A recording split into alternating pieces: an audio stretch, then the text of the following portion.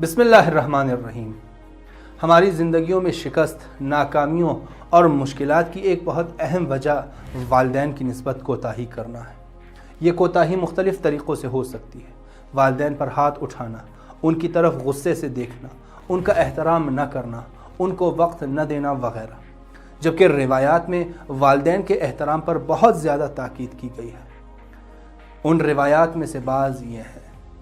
Number 1، والدین کی طرف محبت سے دیکھنا ایک حج مقبولہ کا ثواب رکھتا ہے۔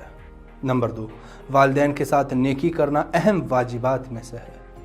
نمبر 3، والدین کے ساتھ نیکی کرنا، نماز کو وقت پر پڑھنا اور اللہ کی راہ میں جہاد کرنا بہترین اعمال ہیں۔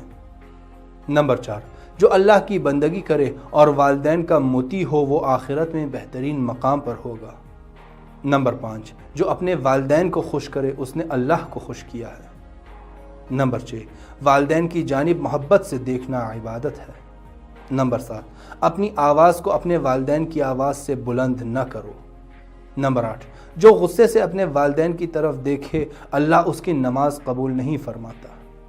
نمبر 9، والدین کے ساتھ نیکی گناہوں کا کفارہ ہے۔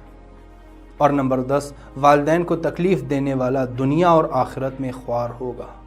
اور آخر میں دعا ہے کہ اللہ ہمیں والدین کے ساتھ نیکی اور ان کی خدمت کی توفیق عطا فرمائے۔